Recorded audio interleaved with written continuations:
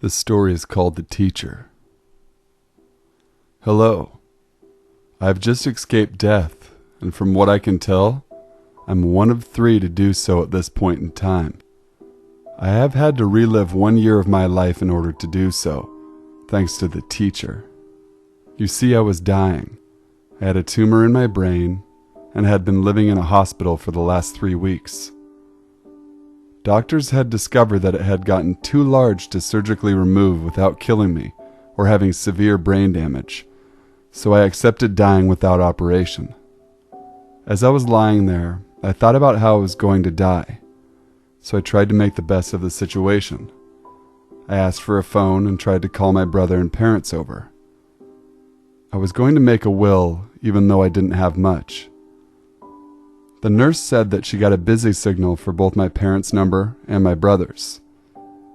Not thinking of who else I could call, I just lied there, thinking of my fate. Would I go to heaven or hell? Would I be reincarnated? Would I just die? I couldn't think of much else. So then I was just quiet and went to sleep. I woke up to find out that today was the estimated day that I would die. When the nurse left, I suddenly got a flaming pain in my head, and I started to yell from the pain. As I was about to black out, everything stopped. Even time stopped, and then she showed up again. A woman that I had never met prior to this day was standing in front of me. I hadn't seen her come in, nor did I hear her. She introduced herself as the teacher and asked me to follow her. I didn't notice I wasn't in the hospital before she asked. I also noticed I no longer had the pain in my head I had before. I immediately asked why, and she just stayed silent. She was pretty. She looked young, maybe in her early 30s, but she made me feel strange, like she was going to try to seduce me and kill me. You know, like in one of those secret agent movies. As we approached our destination, she slowly began to hunch over and became more like a corpse, or even some form of gargoyle. She turned to me and told me she was going to save my life, so long as I make my current one better. I agreed, not knowing that I was making a deal that I would regret.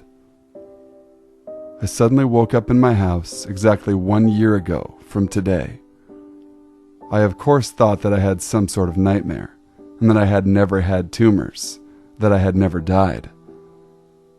Then I saw her standing next to me. She looked grotesque now, but still had some of the features of the lady she used to be. She looked like her face was smashed in. She was pale, and she had multiple gunshot wounds. She looked like she was missing part of her right arm, and she had tire tracks on her. She had a slit throat, but the part that made me feel scared was that she had a large bum in her skull, meaning that she had my tumors. "Thank you," I said. "Did you really just heal me of my tumors?" "Yes. In order to live, all you must do is make your life better. If you can do that, you may live," she responded in a raspy, gurgly version of her original voice. I got out of bed and began my morning routine, started my first day. By almost getting hit in the face by a baseball, I yelled at the kid who threw that and scared him off. Then a pigeon shit on me. The entire first day was filled with bad things happening to me and getting upset about them. How was I supposed to make my life better if everything makes it worse? After about 3 weeks, I was mugged. I had about $300 in my wallet, not to mention credit cards and my ID. I was shot in the foot during the process of all of this as well. I then saw her again. She had been showing up recently, and I don't know why. I assumed that meant I was going to do the right thing, but I couldn't do anything after being mugged. So I just ignored her presence and left. At the turn of the new year, I was at a party with friends that weren't all the fond of being sober. We got drunk together and I passed out.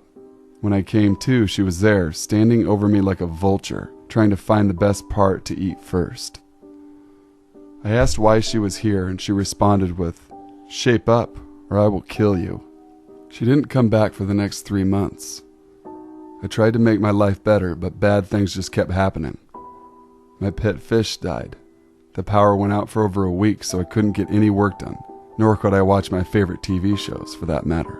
And I was mugged at least 3 more times. I don't know why people think I'm such a good target for mugging. She showed up at my house after I got back from work, and she was on my bed. She looked angry and was holding a whip. I asked her to get off my bed so I could go to sleep. She got up and left, but not before lashing out with her whip on my back.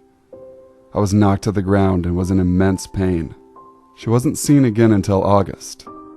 At that time, I was once again diagnosed with tumors in my brain. I asked if they could do surgery immediately, and they said that I didn't have enough money. I then saw her standing behind the doctor, smiling deviously. When the doctor left, she said, "You didn't make your life better. You have a month to prove to me you're worth sparing." Then she disappeared. I was in shock.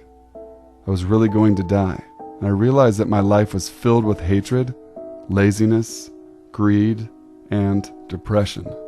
I needed to fix my life before I ended it, so I immediately ran out of the doctor's office to try to do things to redeem myself. I donated money to charity. I worked at a homeless shelter. I tried to get more work done at the office, and I swore off drinking for the month. However, when the tumors got too big, I wound up in the same situation as before, lying in a hospital bed, 1 day left to live.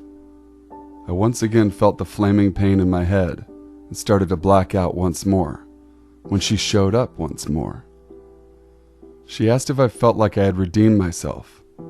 I thought about it. I explained how I had volunteered at a homeless shelter. I got a promotion at work, and that I haven't drank since she spoke to me. She asked again if she thought I had redeemed myself.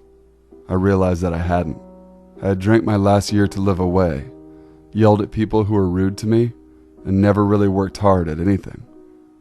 "No," I said. "That's enough then," she responded.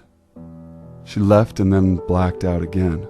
I woke up to find out that they had indeed found a way to remove my tumors, and that I would live to a ripe old age.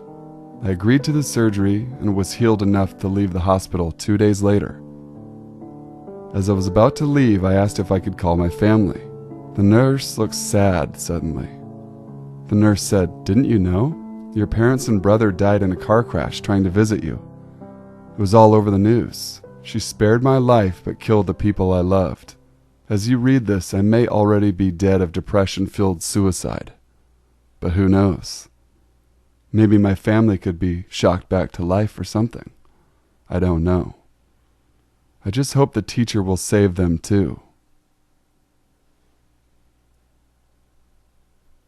Thanks for listening, guys.